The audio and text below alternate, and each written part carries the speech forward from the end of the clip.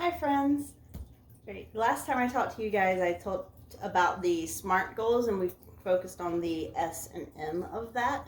So we're going to do a continuation. I know everybody's like starting the new year out, everybody has their New Year's resolution, so it seemed to be the right time to talk about setting goals because I feel like a lot of reasons that people don't stick with their New Year's resolution is because a lot of people set goals that are not realistic for them or aren't smart, and those goals end up becoming a barrier more than a motivation. So I'm hoping that if you are still thinking about any type of goals or still thinking about getting started, or if you're watching this later and just wondering like, how do I choose which goals are relevant to myself, then hopefully this will help you out. So we'll do the A, R, and T for today. So A, I feel like it's one of the most important ones. You want to make sure you have a goal that's attainable, like something that you actually can do.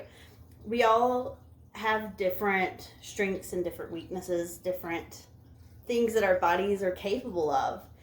And I mean, I grew up in the generation where we were told that anything you put your mind to, you can do it. And while I like to believe that, there are some things that just aren't realistic and aren't attainable.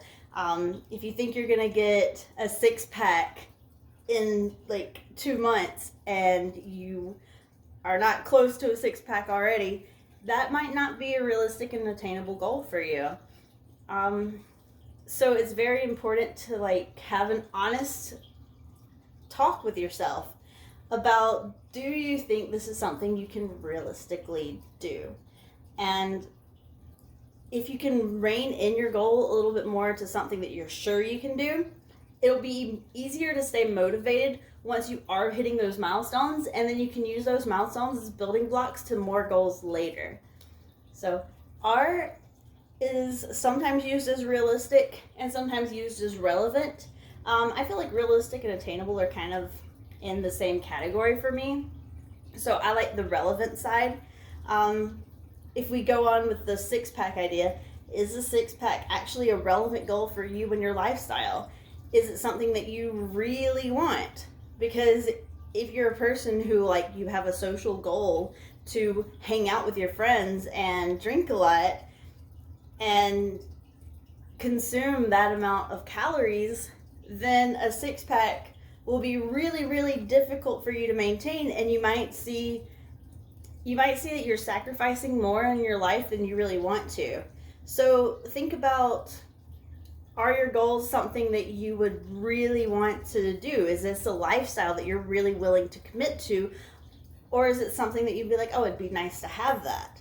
So the biggest part is being absolutely honest with yourself and not only saying this is a goal, but thinking about, why is this a goal? Why does this relate to me? Why does it resonate like in my soul? Like, why is this what I want to do?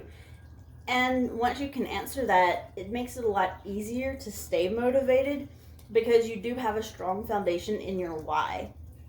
And the last part about setting SMART goals is the T for timely. If you give yourself a time limit that you kind of expect to see results, or that you expect to check your progress again, then it makes it easier to stick to your goals. Because if you just throw it out there and don't hold yourself accountable, and don't find somebody to hold you accountable if you're not able to hold yourself accountable, then you're just going to have goals with no actual drive and no motivation behind it. And I know I am the worst to give any advice on this because I'm a terrible procrastinator.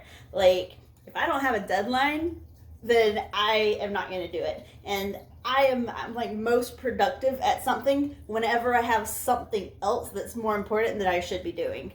So like I will clean the house like crazy anytime I have something pressing that needs to be done. I don't know why, it is what it is, and I know that other people relate to that too. So having progress check-ins and having something to keep you up and keep you going is so beneficial. I know I talked last time about progress and about like different ways to track yourselves, and under the measurement tab. So, but yes, this is a sweet, quick one. hopefully you guys are having a good holiday season. I've been enjoying it probably a little more than I should. Definitely have been hitting the gym a bit too, and taking my husband there with me. He's been getting his butt kicked in there, I'm not gonna lie. But anyways, I've been thinking about my New Year's goals too. I've been kind of tracking my goals already on that bulletin board, that whiteboard that I have down there, and keeping myself on track. I don't know if I'm gonna pick anything that's specific to the year.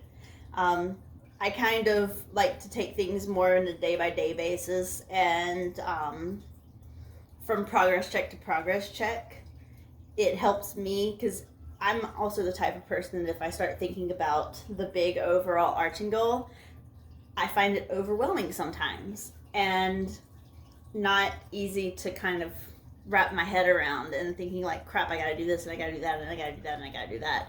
So my general goals are usually pretty small goals week to week, and even day to day, and every day trying to do the best that I can for myself, and just constantly keeping progress, constantly checking in, every time I sit down on my rowing machine, trying to do better, faster, and stronger than the last time.